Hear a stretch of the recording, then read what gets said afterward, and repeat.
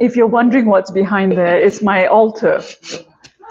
I usually close it when I have guests. And, hi, everybody. I'm DC. I'm the workshops chair on the board at the Kansas City Clay Guild, and we are here today with Subashini Nadarajah. She is going to be instructing us on photographing and composing kind of like little vignettes for your pottery.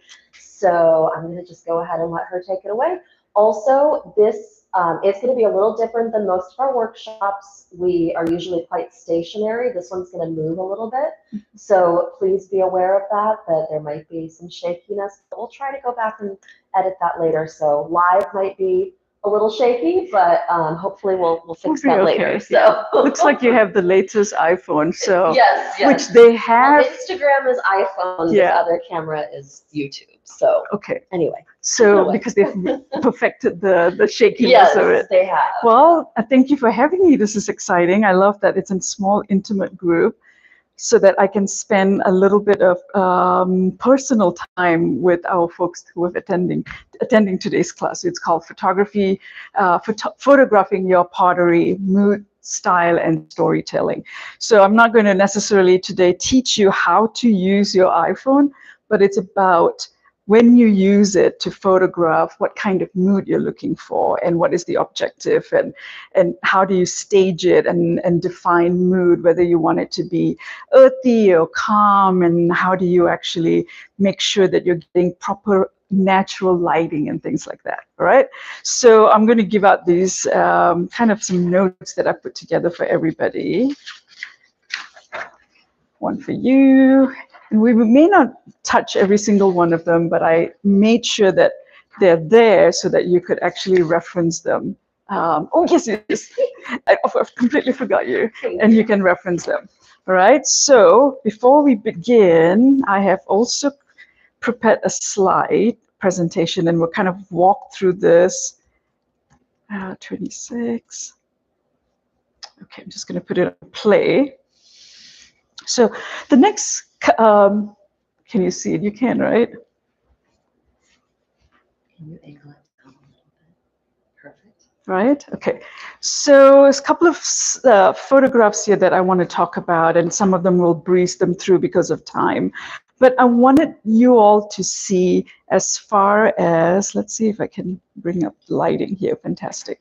So you can kind of stand on this side, right close to the camera, is the idea of how do you set the stage for capturing mood, style, and storytelling. And so when you think about photography, a lot of photography is based on the fact that I'm capturing a moment that I want to keep and savor, because photographs are basically a form of keepsake. And when you do that, keepsake or information sharing is also a form of photographing. You basically want to create something that tells a story, a visual story. So all the photographs that you're going to see here, photographs that I have taken, and not one of them are actually staged with lighting and things like that. I'm using natural lighting. So today we're going to learn, because none of us have, we're not like photographers that we have a studio in the house and we have all kinds of special lighting to actually take photographs. You're going to learn how to utilize basically natural lighting and photograph the beautiful work that you all have been working on. As you can see, none of my lights are turned on except for that one, because I had a handyman just now over working on it. And oh yeah, please help yourself to cucumber water and some Trader Joe's raspberry cookie that I know that everybody loves. All right, the next couple of photos were taken in Shakespeare's cottage. And I think it's called Avon, something like Stratford Avon here. So when I did the tour, I went into all the little areas. It was incredibly beautiful. It was exactly 2 p.m. I remember the time because the sun just was hitting at the right spots. And if you have too much sun, sometimes think about this, it kind of actually opens up a lot of light to the extent that it becomes glaring. So think about moodiness is actually great for creating mood in whatever mood that you want to do. In fact, I prefer a cloudy day when you're photographing because there isn't harsh lighting, and harsh lighting creates harsh shadows, and therefore it kind of washes out some of the detailing and things like that. So in the photos that you see here, they did it in a way that there isn't actually modern lighting. There were a little bit of candle here and there, but a lot of these photographs that you're going to see basically were taken with just natural lighting. The natural lighting were these little tiny windows that that was in the house that he stayed, Shakespeare. So you can see this just gorgeous tapestry in the back is lit by this candle, and everything else is just so subdued. But you can see the whole idea of details that you can pick up on that creates a sensibility of mood. So let me ask you, when you see a photograph like this, what type of mood is that is evoked in you? What do you feel? Calm. I was going to say quiet. Quiet. I like quiet. It's like bedtime. Bedtime.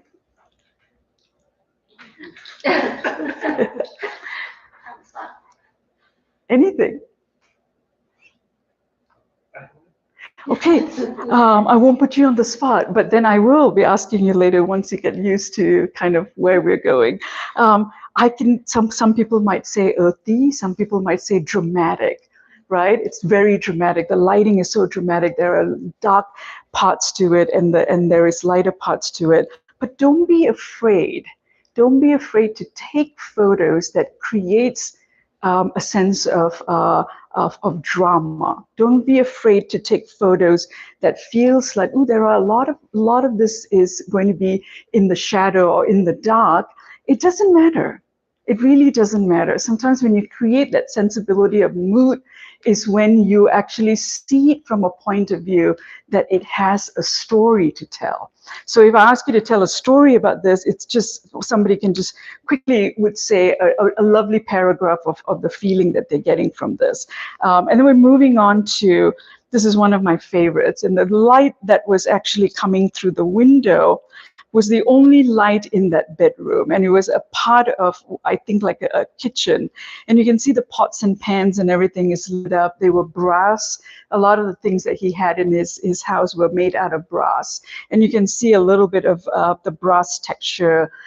I think I was in this house for like 2 hours. It's a very small place, and they kept asking people to move so that other tourists can come in. But I was like, what? You're only giving me 20 minutes? It's not fair, because everything was so beautiful. I could have actually just sat there and did a still life painting, but we were not allowed to do that. So kind of moving on to, this is Windsor Castle. So that the one you saw was Stratford Avon, which is where Shakespeare was born, and he lived there. And moving on to one of the castles that we went to, and this is the Windsor Castle. And some of these rooms that they allowed us to kind of meander and just kind of take it all in, had all these beautiful, of course, remember, no modern lighting, once again, natural lighting. And this place didn't even have candles. So basically, it's open to public during the time of where there is light. And so just because the tourists are coming to see Windsor Castle, they decided that they didn't put like tube lighting and things like that. They actually kept it the way that during that era, when people lived in that era. So you can see a little bit of this mirror, this brush, which I absolutely love. I took another photo of the brush. Remember, these were things that I did not touch. This is the other thing that I want to share with you.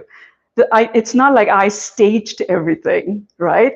But it allows me to take photographs of things that already exist. And how do I create a sensibility of mood when things are in its most natural form? But what we're going to learn today is that you're actually going to touch it. You're creating your still life. And we're looking at all of this just to get a sense of inspiration for us to learn about lighting techniques, natural lighting versus artificial lighting, or direction of light. Where is it coming? So let me ask you a question, because this is exactly, there's a big sign that says, do not touch, but you can take beautiful photographs. Who can tell me where the light is coming from? Where do you think the window is? Very easy question, yeah, because your shadow is right here, right? But the detailing of it is just so beautiful. And from this photo, I want you to observe that not everything has to be framed, and the composition of it doesn't have to be all of it in the frame, right? You create a sensibility of drama, you create a sensibility of storytelling, and you pique interest with your viewer. Your viewer might like, wow, I just absolutely love this, but I wonder what this is. I wonder what this is. So there is a dialogue that you are creating and allowing your viewers and allowing yourself to even be more curious about this place. So curiosity is so important when you're taking photographs. And we talked about basically creating a sense of mood. We talked about the mood could be calm, earthy, dramatic, joyful, sadness, exciting, anything that you think that you want to create. At the same time, we're learning today about natural lighting. And all you need is your piece, a piece that you, there's nothing here that's mine, but I'll just pull something out. All you need is a piece of your work, and you need your iPhone. So partially this class is about iPhoneography because you're going to use your phone, or I should say smartphone, because you don't have an iPhone, right? Yes, so we'll use our smartphone. That's all that you need, all right? So it's using what you already have to create beautiful photography of the work that you're working on. So this is another piece. This was in Copenhagen. So this was 2 years ago when I went to Copenhagen. We went into all these little huts, the original homes of the people, of Danish people. And it was just gorgeous in the way that they've actually arranged them. And some of them were there because it simply shows that this is what life was all about, right? And you're looking at a gorgeous linen towel with a little bit of oranges and lemons and things like that in this big giant tub. And look at all the beautiful wall. Hello. Actually, I'm going to get a little bit of water myself.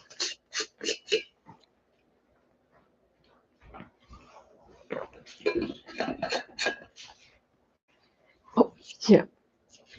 Give you this, and you can just put your bags anywhere. If you just put it down there and just be comfortable. And so anyway, just kind of capturing. But take a look at the detailings of the wall, the imperfections of what the wall brings to the photograph. It doesn't necessarily have to be perfect. So a lot of times, a lot of people feel that photographs have to be incredibly perfect. I am an ambassador for imperfection. So there is a word called wabi-sabi in Japanese culture. It's finding beauty in things that are broken, basically. So as you look at this, this is a completely wabi-sabi moment, but except that it's in Denmark, it's in Copenhagen. But you can see the imperfection of the wall. There is this giant crack here, and there is a couple of cracks here. And what does it tell you? Because we talked about storytelling, but what does it tell you here? It tells you heritage. It gives you a sensibility of history.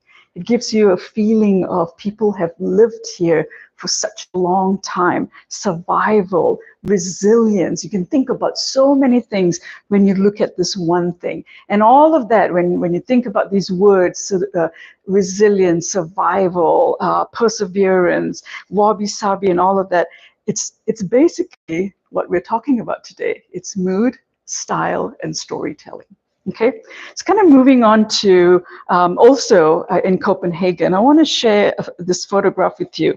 One thing that I love to do, I'm kind of going all over, but that's okay. I just put this here for you so that you would have a cheat sheet when you're looking into taking your own photographs.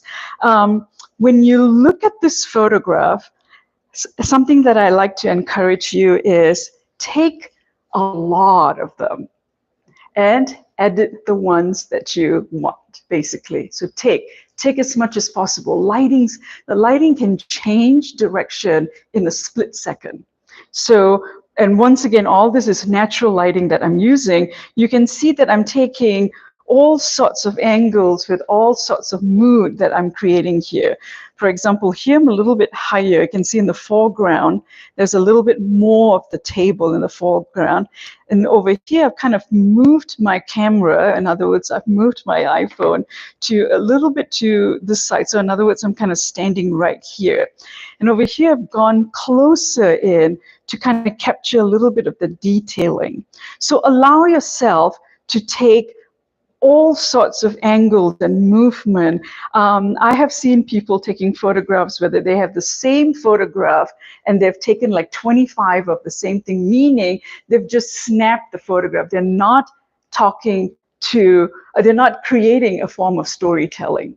So this, you're creating a sense of storytelling because you are conversing with the pieces. You're having a dialogue with all these beautiful pieces that was there in this gorgeous still life, a natural still life that was already there, something that I didn't even set up. But you are capturing what I talked about earlier. What is the story about this place? So think of it as these could be your pieces, and what are you saying about these pieces, and why you created this piece. Sometimes we just do them because we feel like we don't have a whole lot of history to talk about the piece.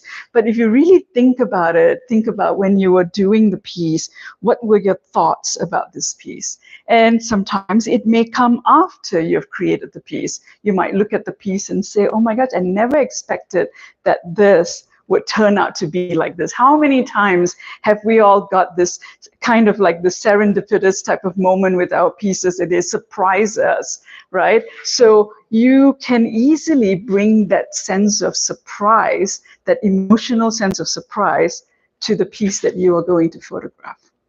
All right, moving on. This was a friend of mine was creating a website for her new recipes that she's created for people with Crohn's disease. So she said, Subashini, I just want photographs of some of the things that I want to talk about in my website, or this kind of a journal that she was writing. So I went to her house, and she lives like by Valentine's. I can't remember what street it is. And literally she said, what time are you coming in? I said, tell me, when does the sun come into your house when it's not the harshest moment? Because you want it to be a little bit subdued. And she said, ooh, subdue is about 2 o'clock in the afternoon. And when Deborah asked me, what time do you want to start the session? I said 2 o'clock, because as you can see, it's basically the only harshest light is on the rocks over there, a little bit on the plant, but everything else have actually kind of moved away. But this is the perfect time for you to take photographs. So she basically created all these pieces, and all I did was just photograph them. And we photographed, and there's a window right next to her dining table. So basically that's her dining table. She said, what about props? Should I go and buy something? I said, nope, I'm bringing a little bit of my my ceramic and things like that I've collected in the past. I just need, what is, oh, that's not me. Yeah. What, she said, what do you need as far as table, the texture of the table? And I said, what kind of table do you have? She said, wood table. Take a photograph and send it to me. When I saw the table, I'm like, oh my God, it's perfect. So basically all we did was we had natural lighting that kept moving, and you can see that it created different moods. This is the same for the same pieces that I took with the different, because the light kept moving from shadow to light and shadow to light. But it was fantastic because I loved it, that it was giving me all the different types of moods. So the same piece, all I did was I went in a little bit closer, and as you can see, That's the line of the table. So I kind of went in a little bit closer and tilted my phone a little bit so that I would get a different composition, playing with a different composition. Once again, don't be afraid of actually cutting off some of the images and things like that. They create a sense of discovery, and it's just beautiful for you to even explore that. So you can see this is kind of top down. Creating more things. I had such fun actually creating, and all of these pieces, none of them were bought. There were things that she had in her kitchen. I told her to grab her napkin and some things that you have your props today at home, and you don't even have to buy them. I wanted to share with you, this is not still life, but I wanted to talk about lighting. And when we think about lighting, we talked about natural lighting, we talked about artificial lighting, and we talked about some things where I asked you a question like, where do you think the light is? And you said it was coming from here because you can see the shadow was on the other side. But the direction of the light is something that you all should pay attention. If anything that is being created to give us a sensibility of mood, style, and storytelling is basically the piece that you're capturing and the light. It is so, so important. Lighting is so important. This is my best friend, Michael. We went to this hotel. I think it's where the Savoy is. It's where Hotel 21, is it 21? Yeah, 21 in downtown, and where the Savoy restaurant is. You know, I probably don't go there as often, so I can't even tell you if I've eaten there. But we went there just to look at the space because Michael and I were working on an event for a friend, and we just went to kind of check out the space and things like that. But then he was just kind of like walking around. He wasn't even posing. He didn't even know I actually took these photographs. But it shared with me a fantastic sensibility of just this light, one source light that was coming from here. This light wasn't very helpful because it was a bit subdued, but the one that was actually lighting the space and letting you know that this is a hot pink chair or seat, and the table was a kind of a gold, off-white and gold coffee table. But you didn't need to know anything more than that. For example, like, what is he sitting on? How does that piece look like? You don't need to know that. So create the things that you think speaks to you, and capture that moment. And just to show you 2 different ways that I've captured, he sat down and on one, and then he was actually walking away on the other one. But it gives you that wonderful sensibility and captures a little bit of the lighting on this window that has a tiny bit of stained glass effect going on. All right, so we come to my pieces now. We're going to talk about composition and framing, and then every now and then I might even go into staging and backgrounds. So like I said, all the pieces that you're going to see from here onwards were all taken around this time of the day because it's the best time to take it. And I'm going to just share a few things with you. They're basically things just around my house, nothing that I have staged to actually create a photographic moment. All I did was I'll just put some pieces over there. For example, like I might take this and I might just pop it here, and I might take that photograph later and I can show it to you what type of technique and angles that you can work on.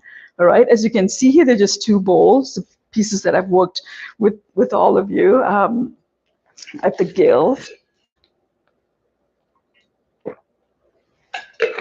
And then, of course, if those of you who have your iPhone, you know that you can use your selected focus under portrait.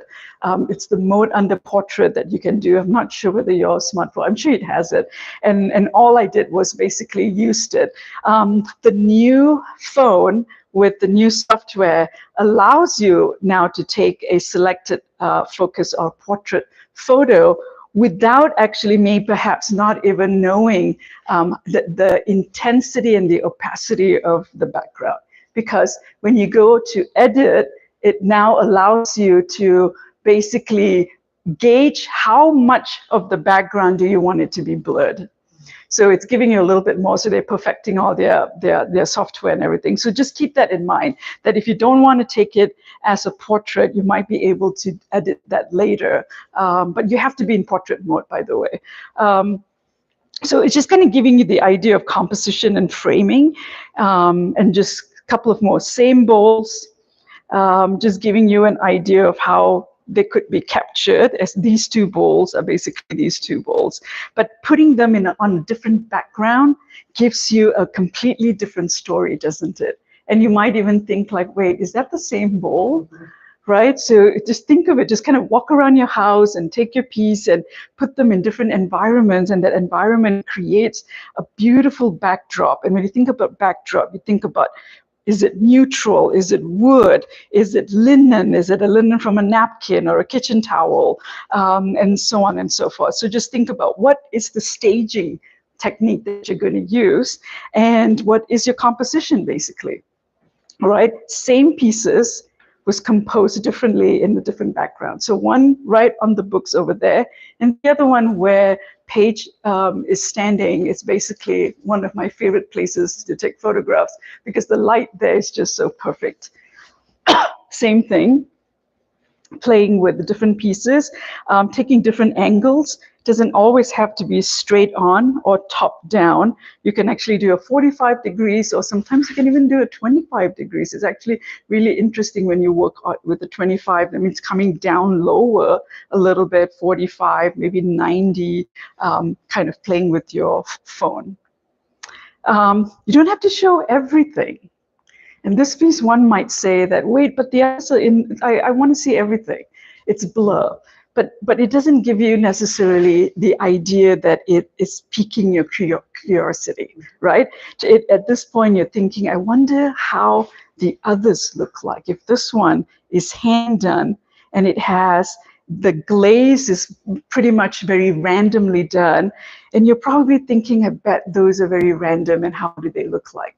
So every single one piece, you can tell that it's the hand of the artist. It's not manufactured, meaning all these pieces are not manufactured in the exact spot. It's basically the hand of the artist. So you're creating a little bit of mystery behind it.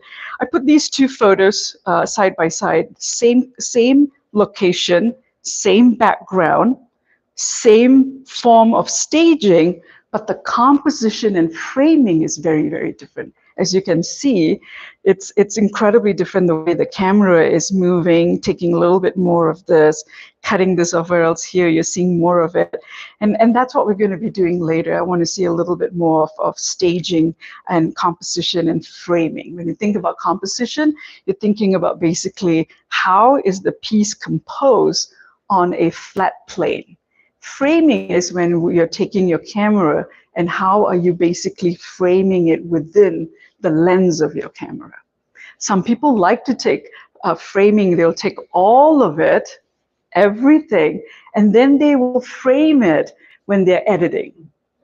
So you can do that. If you're comfortable doing that, you can do that. But I prefer framing it and taking it at that very moment, so that it gives me the essence of creating a creative piece of work as I'm actually being in that moment, right? So it's like painting, and you're painting it at that very moment. You have your feelings, you have your emotions, and everything is present at that very moment, instead of taking them all in a way that you feel, okay, I'm going to take 10 photographs and then I'm going to go in and kind of recompose or frame them differently by zooming in or zooming out. I personally feel that is too safe. I like to kind of just, ruffle the feathers a little bit when it comes to creativity, right? Same saucers, but I thought, you know what? I like to kind of create a different story with it. And these are things that I have. These are things that I have. Literally, I just like, where's my board? I have my board. Basically, I am going to grab a couple of chopsticks. Who doesn't have chopstick in their house? That's it. Done. Voila. right? So you're creating, once again, it's about mood, it's about style, and it's about storytelling. Same pieces, you all have seen this tea trio, I call it. And this is just napkin. I thought it would be, what if I actually have a little bit of napkin and intentionally create a still life, like as though I'm going to paint it. And then I thought I'll just slap it on the books and just, sorry, another piece of another piece that I have that I like using. It's basically like a serving tray. Just different textures, playing with different textures and just having fun, basically. Same pieces. And over here, I basically created, because I wanted all of it to be seen and create a family of the pieces that I created, because they were all kind of, I wanted them to kind of live together. And then over here, I just kind of went zoom in and took a close-up of that and just creating a sense of mystery with the other one.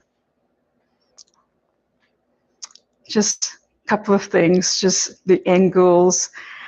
Showed this side by side just to share with you how you can explore moving around the composition and the framing aspect of it, because you already have the background, you already staged it. You have a little bowl there, you got grab one of the spoons that you already have at home, and you just like, you know, plop it down. You're adding mystery to it, right? But you notice that I actually reversed it. And on this side, I wanted to take a photograph of it facing, the spout is facing on the left side, and this one, the spout is facing on the right. Just exploring all angles and compositions to get the best photo of this piece, basically. You're exploring, and you will know when you have reached the point when it's the best.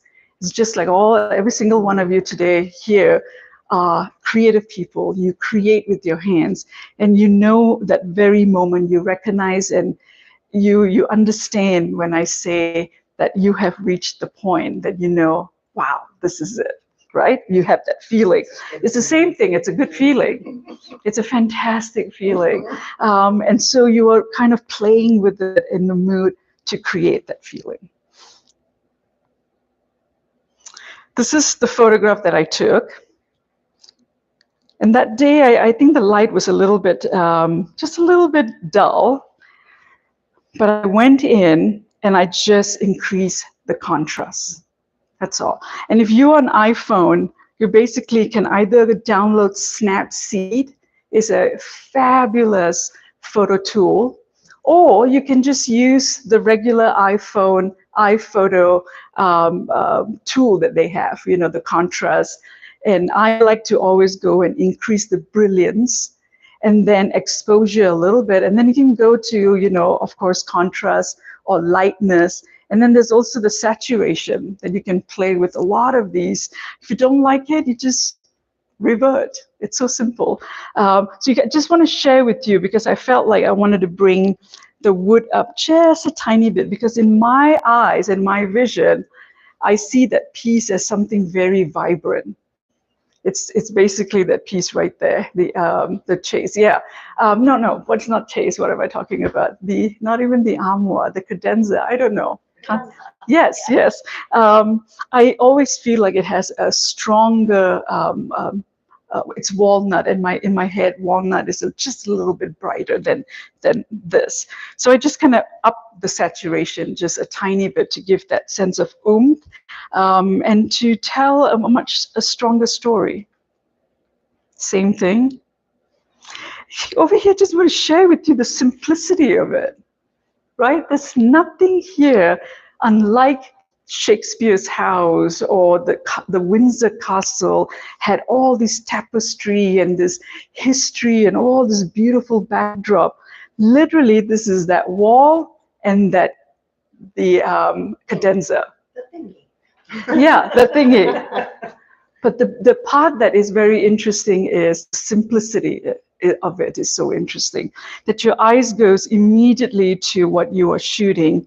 And even basically, if I can't zoom in, I keep thinking sometimes that my laptop is my iPad, but you basically, if you go closer, you can see the crackles of that, what we used that day.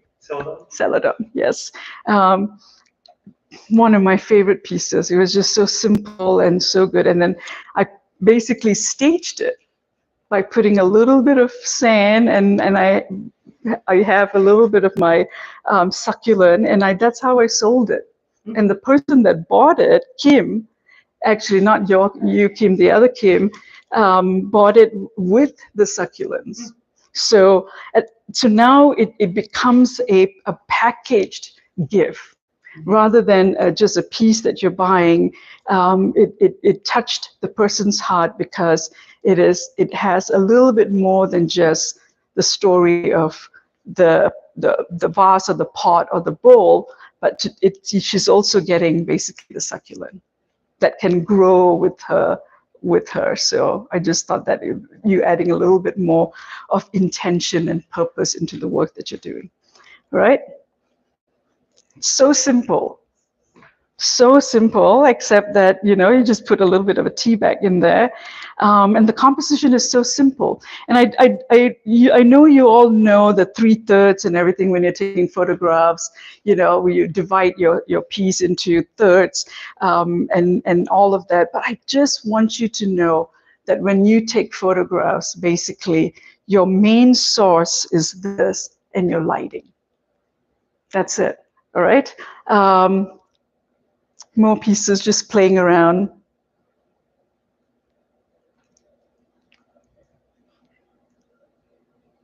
I like the tea bag when you do that. It makes it just look It does. So inviting. Yeah, we're going to end with Ellie's piece, which is one of my favorite pieces, which is basically just my little stage over there. A little baby studio that I have there to take photographs. It was taken around this time of the day. There is no correction of lighting. There is nothing that I did to this photograph. It was taken and it's raw. And that's a terminology that you've heard used quite a bit in photography, that it's a raw footage. And that's what we're going to do today. We're actually going to learn how to take photographs in this environment, an environment that I want you to basically play with. We learned about understanding mood and style. We talked about lighting techniques. You're using natural lighting instead of artificial lighting. Artificial lighting is basically, you think that I need more light, I might need to take a photograph like this, but it will not give you a polished look because this isn't a photography light.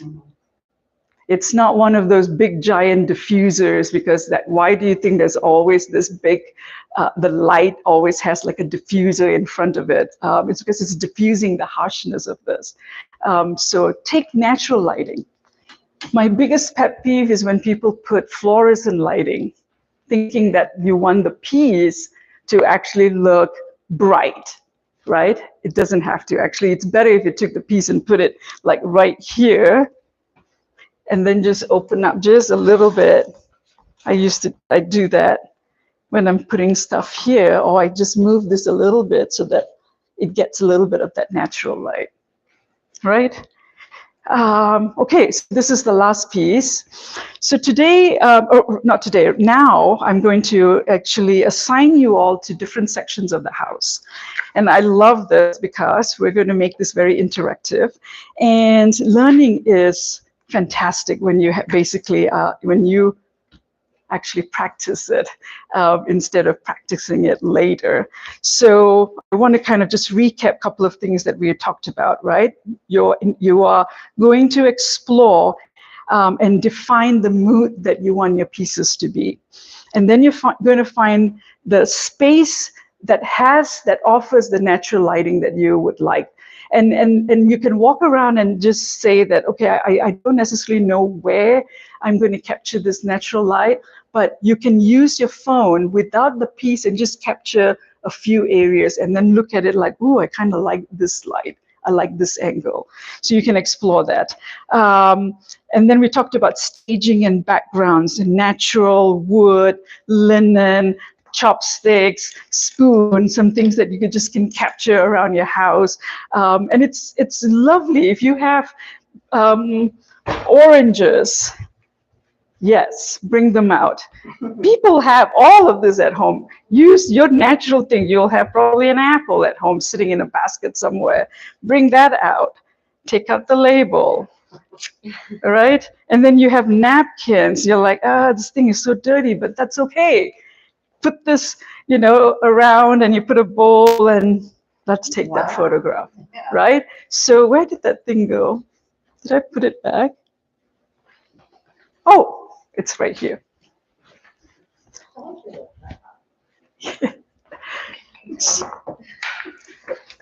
So let's say within less than 30 seconds, I've already created a simple still life. Probably have something like this sitting around. And you're going to take a photograph of this either here, or you can also take a photograph of it with your hands like that. And you can take it from this angle, or you can go up and take it from this angle. So you're kind of personalizing now because you have like a human touch to it. I sometimes like to do that. I sometimes love to put my tea, what do you call this? Tea strainer, yes. And I sometimes like to just hold it and take a photo like that. All right? Okay, so you're going to you're going to play. You are going to play right now. All right. So I'm going to assign you all to different areas. You can put your papers down, or if you want to take a quick look and just kind of recap some of the things we talked about. I'm looking for composition. I'm looking for backdrop. I'm looking for how you are manipulating the light or utilizing the light that's given to you, the natural light. And then the last one is what kind of mood you're evoking, what kind of style are you creating with the pieces that I'm going to give you. So Kim is going to go into my room, and I'm going to give you this piece. So you're going to take this piece with you. I think I will do like 2 small pieces for you. Yes, let's do this too. Right, let's take this too. We're going to go into my room. Are you going to follow me, or? Yes.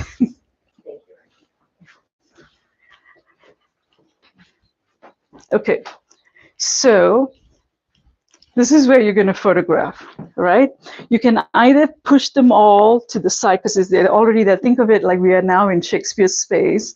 You're going to utilize what is there, or you can kind of remove this and add this and play with this. So these things are your props. Or you can remove all of it, put it on the bed. I know you won't break them, and utilize just the space of it, all right? You have natural lighting, but sometimes you can also want more natural lighting. See, I just opened up a little bit of light for you. If I do this, you can see that his face is a little bit darker on this side, but maybe you might want to go just a little bit like that. All right? Okay, so this is your spot. All right, I'm going to have Ricky.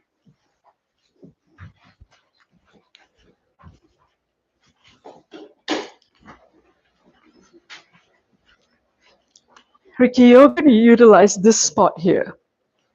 All right, actually, I'm going to make you utilize this one. Let's take this away. I'll take it to the guest room in a few minutes. My catch-all place is my guest room. Somebody's bag. I'm going to put here. And this is where you're going to play, right? So I'm going to give you this piece. We'll take Huey's.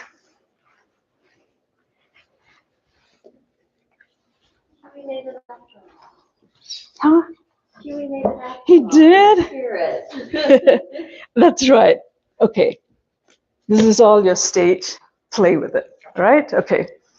I want to remember all the pieces that we talked about.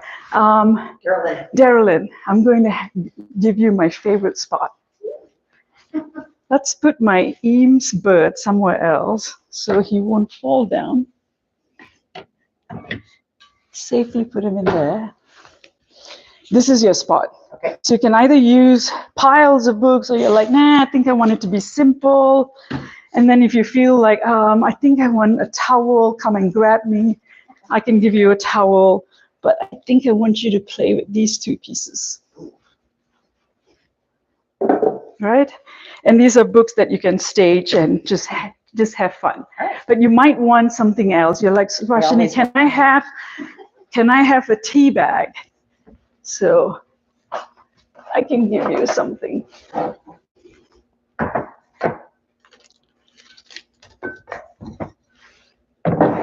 You can open it up, take it out, and play with it. You might want a strainer. I'm just giving you a couple of things for you to play with. Couple of things. Which one? This one. Mom got that for me. I don't have a cool spoon like Yes, that. take the cool spoon for your staging. All right? Okay, and let's give you some space. My house can be rearranged in 5 minutes, so don't worry. I want to give you a little bit more space. All right, so then we have Paige. Paige, you are going to utilize this spot here. This spot here. You're the least, you basically have the least lighting. Okay. Because you're a little bit more in the cocoon. And the only form of lighting, I'm going to turn off the artificial light and give you more natural light, is I'm going to open this up for you. And as you are taking it, you might think it's a bit too harsh. You can come and close it. Just going to open this up for you. Let me see. It's beautiful. I know, that's. Oh, gorgeous. That's it. Okay. So come get your ceramic. Actually, you can use this one, and this is a Jonathan Adler. You can use Jonathan Adler, or I'm going to give you a few other things.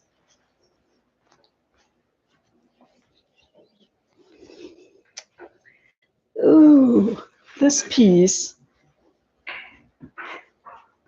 It's a gorgeous, gorgeous piece is from Portugal. Let's play with it. Right? Okay. And I'm going to just walk around and look at all of what you're doing.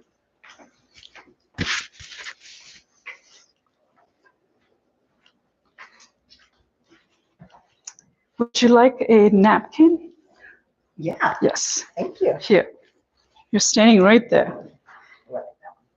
What do you have? Yeah, okay. Thank you. How you doing? I don't know. Like, can I see the ones that you took? I got a few. Oh my God, lovely, lovely. So, very nice. See, I might edit it Yeah, like that, yeah. right? Or I can go back in here and remove your portrait if it's too much. Mm-hmm. So I can kind of increase it. See, now it's becoming less. And then done, I can go back into, always start with brilliance, because it will open up. Brilliance is opening up the lens for you. Mm-hmm. Did you see? Taking away a bit that moodiness. Shadow, I don't want too much black. And then you just always play with this. And you might crop it like that. Mm-hmm. It's beautiful. Yeah. Nicely done. All right, let's look at something else. So I like this piece, except that there's too much going on here. Mm-hmm. So now you're going to edit your composition of it. So you might think that, okay, if I'm doing it this way, it's a bit too much. There's lots of stuff going on. Mm-hmm. You might just now change your angle and capture a different composition. Mm-hmm. I love more that way. I like this one. I like that one. Yeah. I like this. I might, but you're getting there. Mm-hmm. Let's play more. Okay. And play a little bit more with the light, the natural light. Yes, ma'am.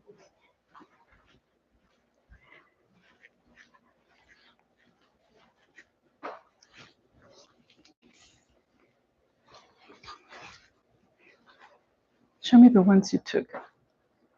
Okay, what else? My camera app reset today, so I'm slowly figuring everything out. I like this one a lot. I'm trying to blur out Huey's the drawing. Yeah, I forgot. Yes. So you can kind of see, You can- but you can't, and that's the focus. Right. Oh. Can I share something with you? Never use your phone. Okay, where do I go to take photographs? Like, let me go to the generic. Why does it look a bit yellowish? Is it because just the phone? Okay.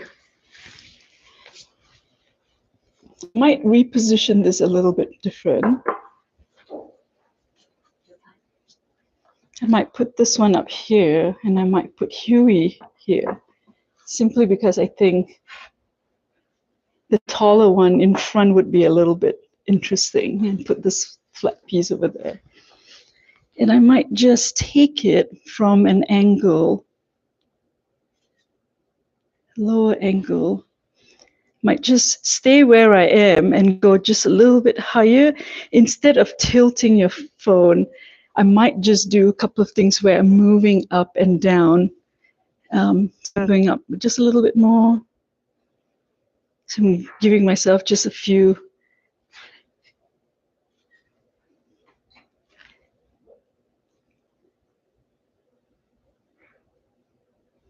And do portrait. Okay, take a look at the difference between yours, because yours you tend to capture a lot in it. You think that every single piece has to be in the frame. What I'm doing is I'm kind of breaking that line and that barrier of restricting yourself to become a little bit more creative with your lens. So if you take a look at the ones that I shot, is just giving yourself a little bit more creativity. But I also shot where I feel like, you know what, I want my viewers, my customers to see a little bit more of my pieces, and that's something that I've also captured, like right there. Gotcha. Yeah, so kind of move around, but at the same time, perhaps you can just maybe grab the chair, sit down, and do maybe like eye level photography. And if you want a little bit more light, because it's not too harsh now, because this side now is in the shadow. See, I opened this up just a little bit, and all of this opened up. So let me show you. Oops. The sense of surprise and being curious about it. So right now I'm going to take this photo of this, right?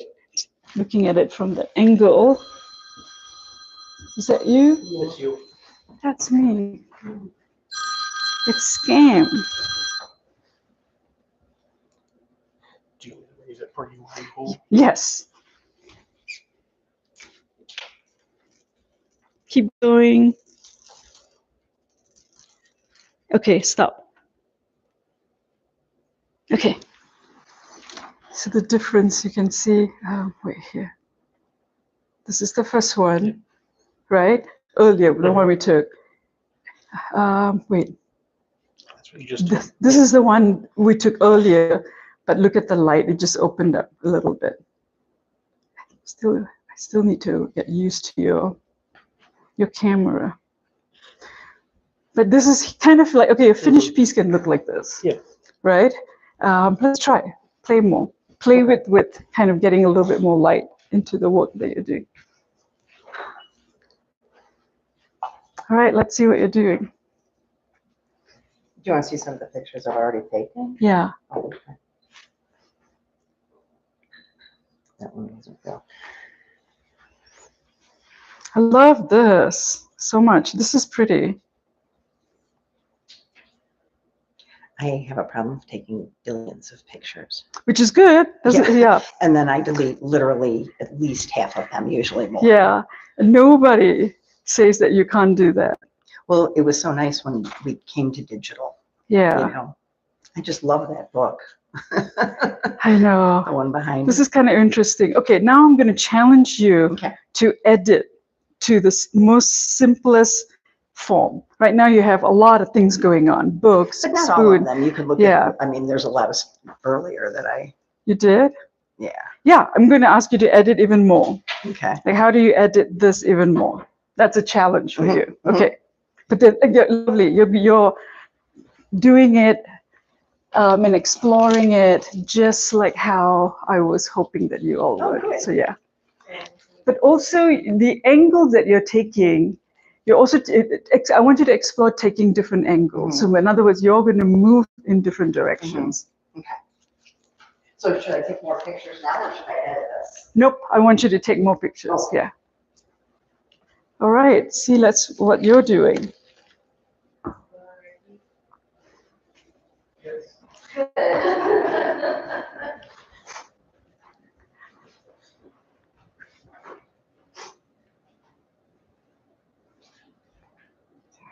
From there, okay. I love this. Eh, Sorry. that's okay. Sarah White, by the way. Sarah White. Sarah okay. White, yeah. Very nice. So what you're doing here is you're more interested in what's in the bowl, which is, I'm not saying that's wrong, right, or wrong.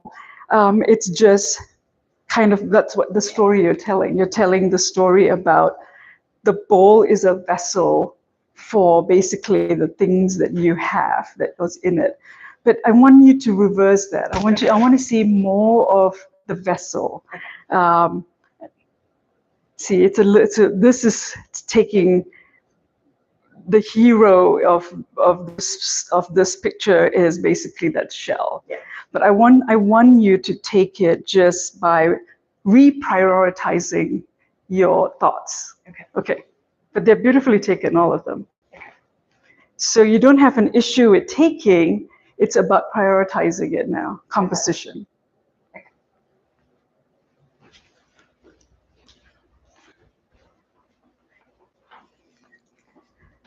So just as a warning, Subashini, it is 3 o'clock. Yes. I know that you needed to wrap up by Yes. 3:15-ish. 3:15-ish, Okay. yes, Okay. yeah. So I just wanted, I didn't know if there were wrap up things. I want to talk a little bit. Okay. Can we move to like 3:30? I think it'd be okay. Okay. Just don't know what I have. I think 3:30 so that we can, I want to hear what everybody's, What I'm gonna do oh, you don't know whether you have enough. to- Got it. Okay, what I'm gonna do is set up here.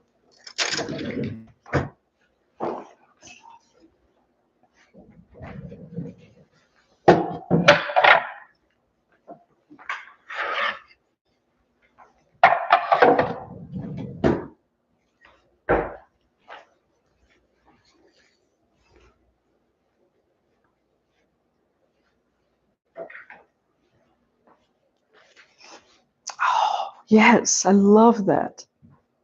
Okay. I love that.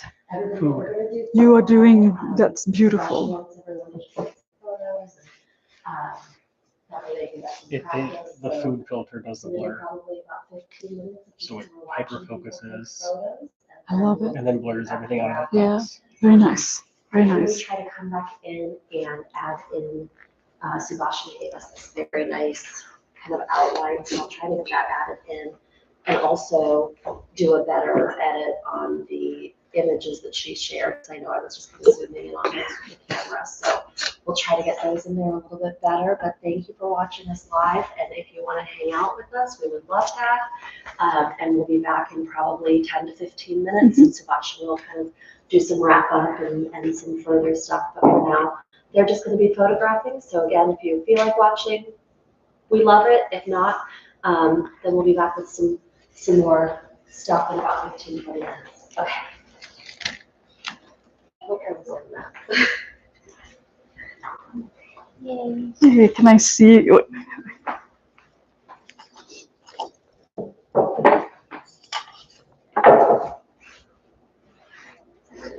Again.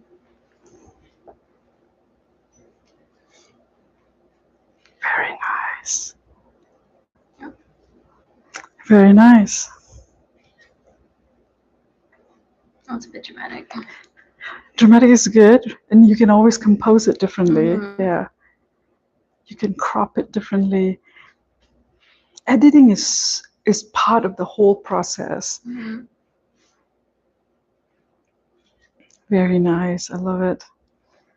You can go in and, yeah, I showed you that earlier. Can remove a bit of the, however you want to do that.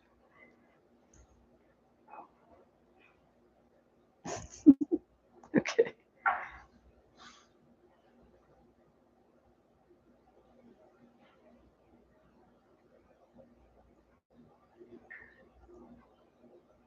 Saturation. Where's the saturation? Is it this one? Yeah. So just made this a bit more redder. Yeah.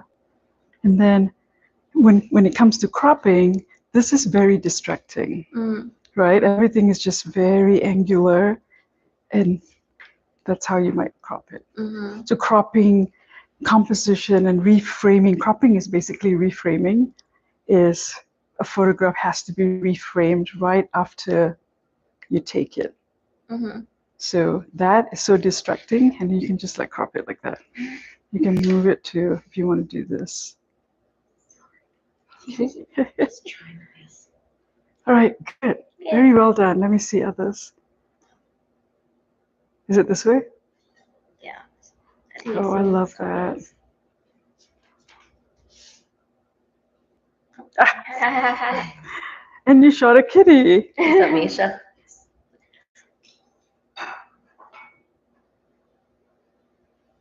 Very nicely Beautiful. done. I Yeah. know, she's so good. Okay. Yay. Cool.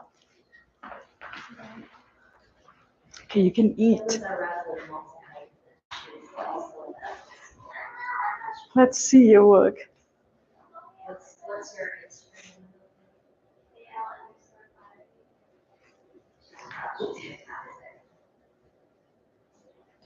That one. Oh, you did black and white. Oh, did I? I didn't mean to. Okay, let me go back. I'm learning my phone. Okay, so these are the recent ones I've done. Yes.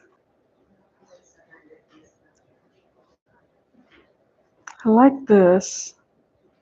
But I would crop it like that instead of, it's Okay. too distracting and it's a bit distorted Uh-huh. the way that you I was playing with angle. the Yeah. dial, so I'm not quite sure what the dial does, but Which dial? so okay.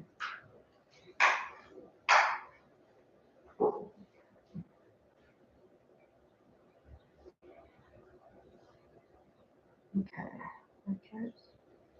Oh, that one. Yeah. So I was I playing hardly around. use that. Oh, okay. It just gives you just some funky things like studio light, contour light and stuff like that, which I hardly use that. But that doesn't mean you shouldn't. It's just different. I feel like I don't have to have that need. But let's go back to what you took. Yeah, it was.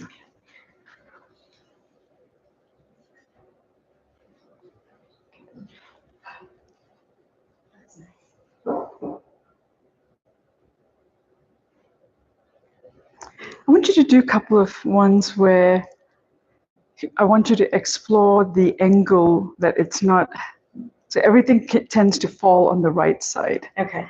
I want you to take a couple of things. So see, everything feels like you're falling on one side. Okay. What if you actually tried them like front, or if you do something on this side rather than from that side looking at? And then you might want to go in, if you felt like there's too much tension between these two, you might vignette them differently. You might vignette them like that, because just if it's this way, from this angle, looks like there is too much tension. Everything is angular in one plane. But if I create something like this, then you have a little bit of a layer effect. Try that, yeah.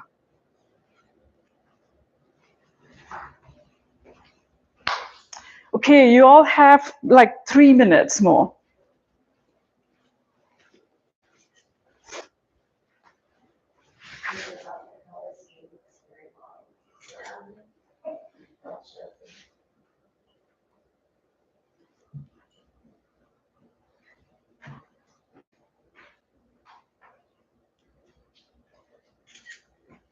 Oh, it's really cool with the shadow there. Good. Here, let me close this. Then so you don't have such forward front light. Okay. So I just closed that for you so it's a bit more dramatic. Yeah.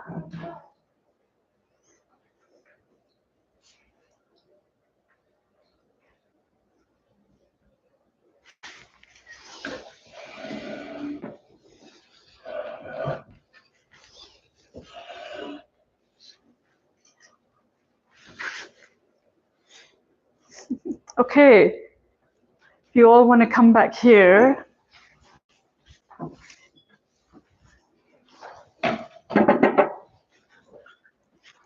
Oh, you need kind of where you on the floor. Yeah.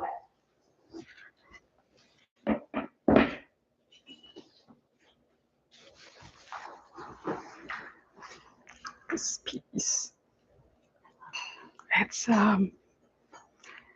It's from the museum store. Got it as a birthday gift from Michael. Yeah. Very cool. Yeah. It can be different every day. It can be different. That.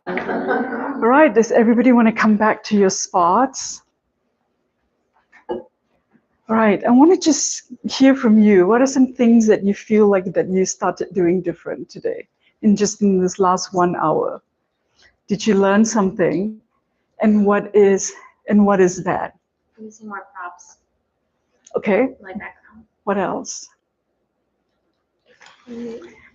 Using the natural light in a different way than I'm used to using it. Okay, tell me what how did you use it before? I would always have a light somewhere.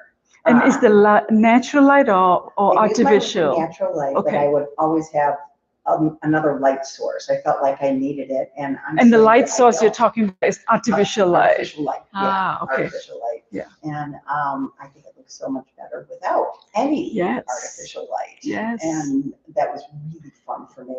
I would have kept going. I know. I I started know. grabbing the other pot. I was going to go grab an orchid. You can grab anything. The orchid might be a bit heavy. Just move in and keep playing. Yeah. Good. I Gave love. me a spot. Yeah. I gave you my favorite spot. So good. So you feel like you can just kind of venture off and explore different things. Yeah.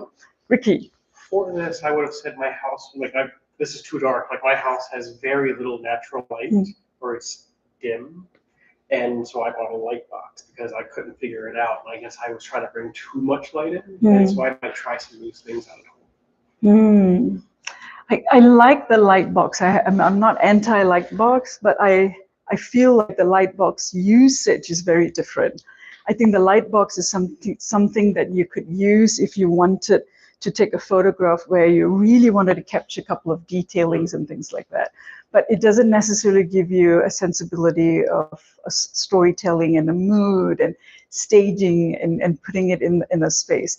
One thing that I do like that all of you today explored is that you put it in an environment that gives the environment a meaning of life. So it's like people can see that if you want to take photographs to sell your pieces, people can see like, hey, that could be my house, because that's how you're staging it.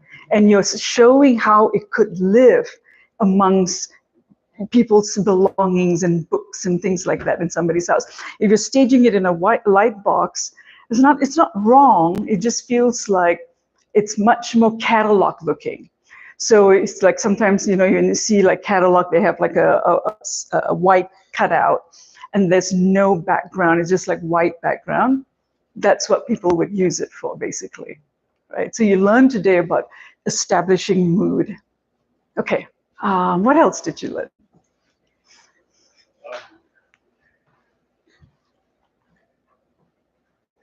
I guess just the staging aspect, because when I first started, it was put it here, figure it out, and then play, just a combination of that with the natural light, the staging, because I used to just use one spot and just that one spot because it was the most uniform spot I could use. Yeah. It might be fun to play around with different things. I know. I told Deborah earlier that it would be nice for you guys to rotate the locations, but we ran out of time. But just know that you can find that that moment in your space. You might have a go-to space, and then you might have other places that you get. And then find out what is the lighting in the house on different times of the day.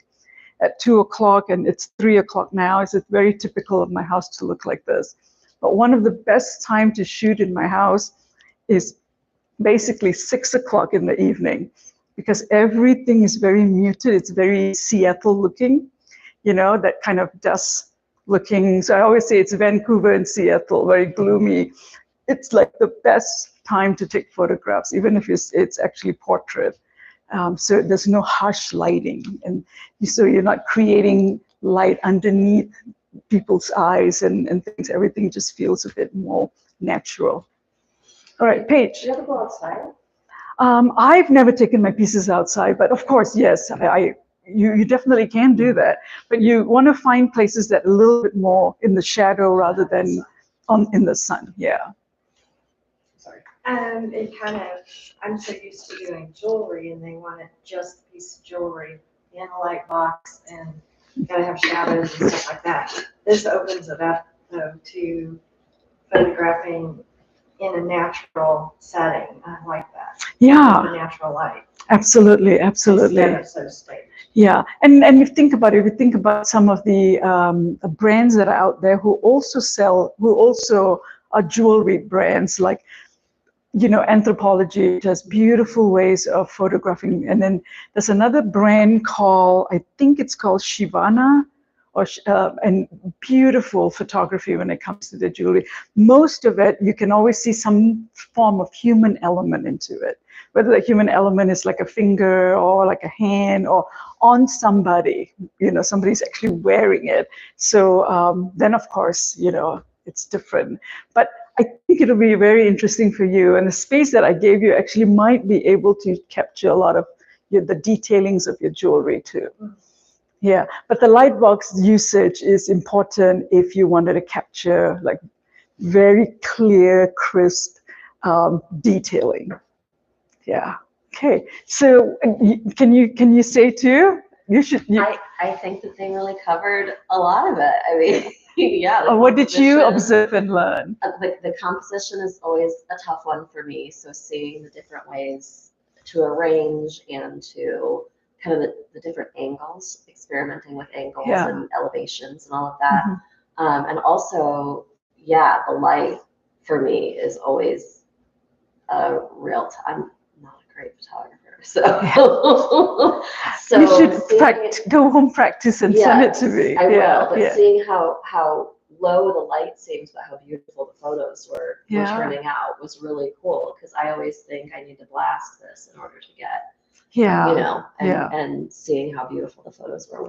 And especially, don't be afraid to edit, don't be afraid to frame it in a way that you think that, I have to show all of it. It's okay for you to show just a little bit of it, and create that sense of interest, especially when you put it on Instagram. You also have the opportunity to talk about it in a short paragraph, what it is as an artist, what your observations are.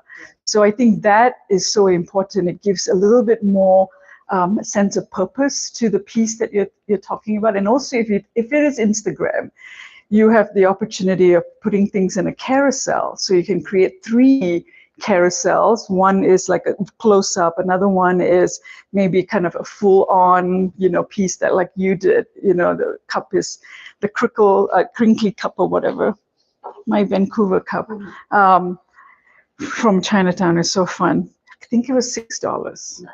Wow. I know, I love going to those places, and it was a tea shop. But she captured this very nicely, really kind of hero-fying it, making it like very big and bold. And then you can always go closer into it, and kind of capturing a little bit more of the textures and things. Good. I think so that's one thing I would love to encourage all of you, is not to be afraid to either frame it differently than what you used to. Create compositions that tell a story, basically. What is the story that you're invoking? You have the opportunity to create things in a carousel. If you're putting it on Instagram, you can write a little bit about it. I think a lot of it, people think that people don't read a lot of people do read. They're interested. If they're interested in you, if I'm interested in something, I read. And I just this week decided to put on Instagram that I'm leaving Kansas City and moving to Savannah.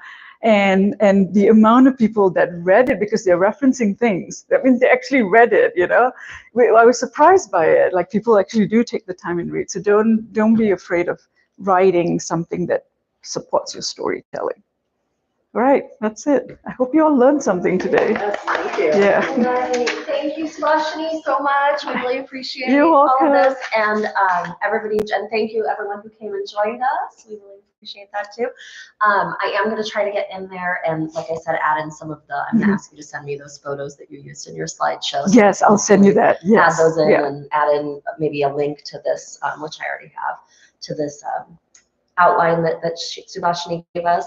And again, if you don't know, Subashini was just hired on as a professor at Savannah College of Art and Design, Yes. SCAD, which is extremely exciting, but we'll be losing her at the Guild, so I know. we're very After sad about 34 that. years, after Yeah. 34 years Yeah. of living in Kansas City. Yeah, but anyway, thank you again. Thank And you. thank you all, and thank you all for watching. We really appreciate it. Take care. I think it was fun. Thanks. Here, you can take this if you want. And you guys didn't eat your cookie.